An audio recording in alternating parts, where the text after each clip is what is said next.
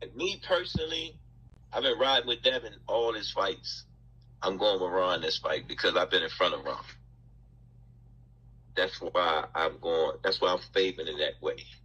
You know what I'm saying? And what I think. You know what I'm saying? You know, um, it's going to be an interesting fight, but I think Ron had enough time being with Derek. You know what I'm saying? And taking a fight, both of them got a lot to lose and a lot to gain. You know what I'm saying? So it's gonna be a good fight. I mean, it's gonna be a fight that's watchable. You know what I'm saying? It's just right now, I'm trying to figure out the money, who's the A side, who's the B side, who name gonna go, where the fight gonna be. What's good, YouTube? It's your boy, Blue Blood Sports TV, back at y'all with another one. So, what you just heard was the coach, well-renowned coach, trainer, mentor, father, uncle figure of Gervonta Tank Davis, and that's Coach Calvin Ford. Coach Calvin Ford believes that this upcoming April 20th showdown between Devin the Dream Haney and King Ryan Garcia is going to be a very interesting fight. I believe so as well. But he believes now, he says, as you heard, he's never picked against Devin Haney. He's been picking with Devin Haney.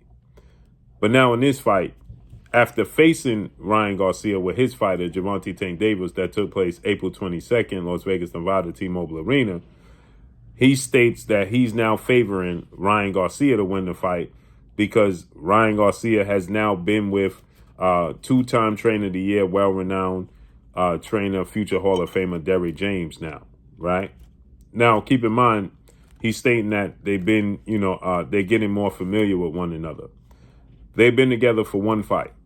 And that was the fight he had December 3rd or December 2nd against Oscar Duarte, to which he did some things in the fight that were very questionable.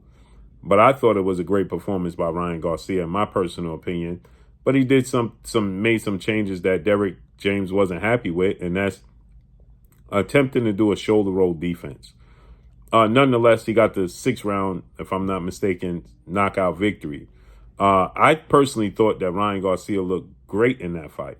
And Ryan Garcia looked completely different, in my opinion, than he did against Gervonta Tank Davis.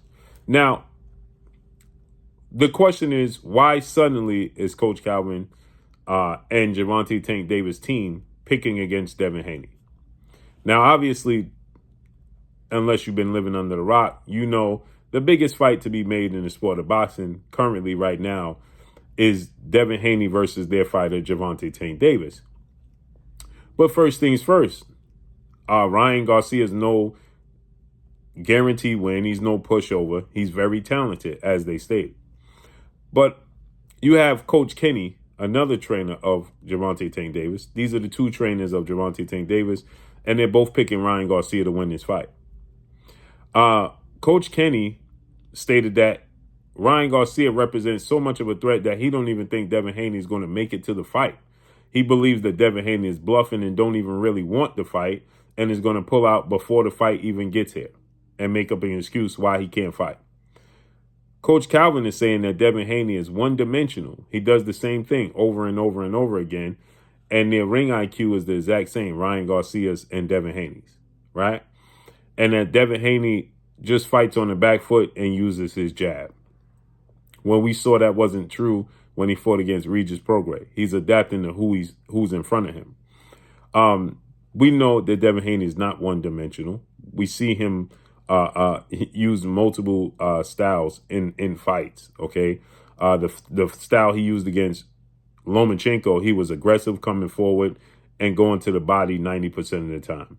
Against Jorge Linares, he was a counterpuncher who was aggressive and changing levels. Against Regis Prograis, he was aggressive, countering Regis Prograis, mixing it up on the back foot, and so on and so forth. When he fought against Yuriorkis Gamboa, he fought Gamboa predominantly on the back foot. So we know he mixed it up, okay?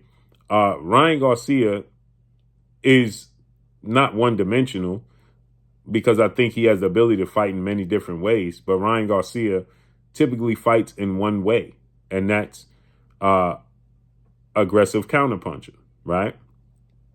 Ryan Garcia has extremely fast hands and power in both hands, a beautiful left hook and a beautiful jab, in my opinion. So with that said, they fought Ryan Garcia April, but they handicapped Ryan Garcia. And this is an admission. They know they handicapped Ryan Garcia. Ryan Garcia was 2 years and 2 fights removed from fighting at 135.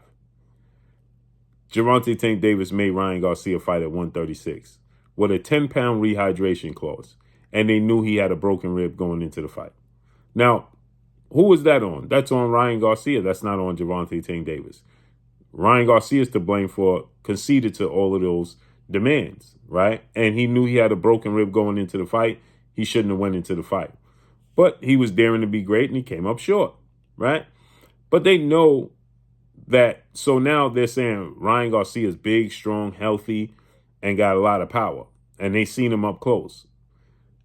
And that version. So they're figuring to themselves, if that version of Ryan Garcia, who was absolutely weight drained, who was 2 years and 2 fights removed from fighting at 135 pounds, and had a broken rib, came out firing and aggressive.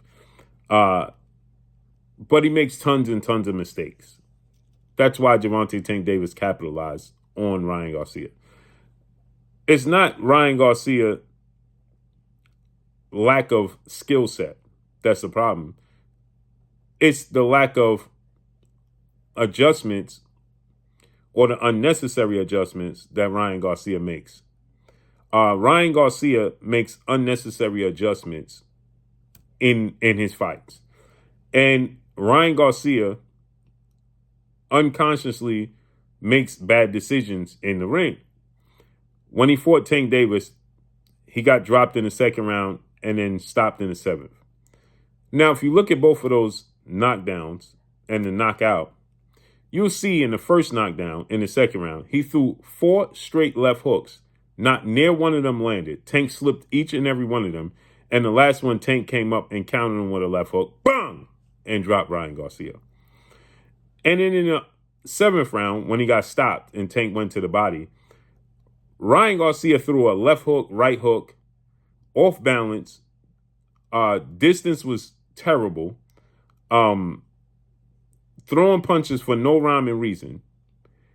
And got Tank slipped underneath, went to the body, bang, and dropped him to the body. He hit the spot that Ryan Garcia had injured in training camp. And Tank Davis immediately looked at Ryan Garcia and said, "Ooh, got you." And he took a knee and didn't get up. When he fought Oscar Duarte, he was getting caught with punches unnecessarily. Why? Because Ryan Garcia makes adjustments that wasn't necessary. He switched to the shoulder roll, and he admitted that Derrick James was screaming at him, "You not Floyd Mayweather. Stop using the shoulder roll." But Ryan Garcia said, "Oh, I want to see if it works." It's like he mentally checks out of the fights as he's going. Now, he's familiar with Devin Haney. They fought 6 times in the amateurs, and they split 3-3. Ryan Garcia has admitted that he hasn't been committed fully to the sport of boxing as he should have been. We know that's not the case when it comes to Devin Haney. So it's going to be interesting, but this is an admission that they know that they are fighting, that being Devin Haney, a better version of Ryan Garcia than Gervonta Tank Davis fought. And if he was a solid, good fighter at that point, with all of those things working against him, then imagine what he's going to be fully fighting at 140, no rehydration clause, and fully healthy, and for a second fight with Derrick James. Now, Ryan Garcia has been with Hall of Fame trainers in his career. He's not unfamiliar to fighting Hall of Fame trainers because he fought against Javier Fortuna and fighters of that magnitude. And his trainer was Eddie Reynoso. Then he switched to Joe Goosen. Eddie Reynoso is a 2-time trainer of the year and a future Hall of Famer. Then he switched to Joe Goosen. Joe Goosen is a Hall of Famer. Now he switched to Derrick James, who's going to be a future Hall of Famer.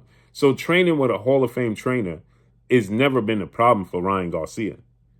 Ryan Garcia issue has always been lack of fully committing to the sport of boxing, period.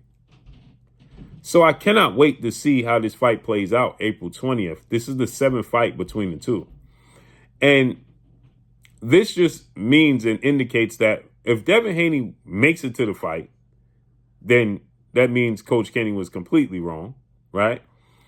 And if Devin Haney wins the fight, then that means they have to give him the utmost credit for fighting and beating Ryan Garcia, since they're holding him in such high regards and they're both picking Ryan Garcia to win this fight, right?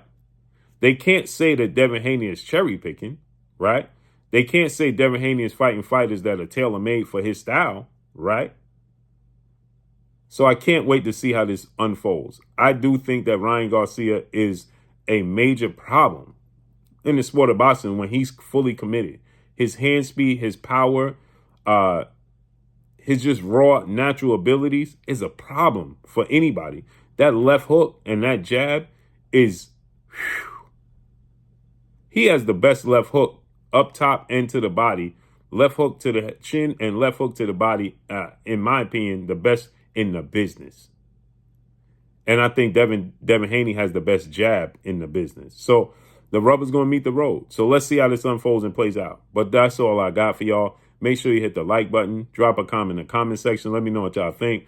Y'all already know what it is. It's your boy Blue, Blue Blood Sports TV. Hate, like, comment, and subscribe. You haven't subscribed, hit the subscribe button, hit the like button, hit the bell icon to get all the new notifications. Follow me on Instagram at Blue Blood Sports TV, all one word. That's all I got for y'all. I'm gone. Peace.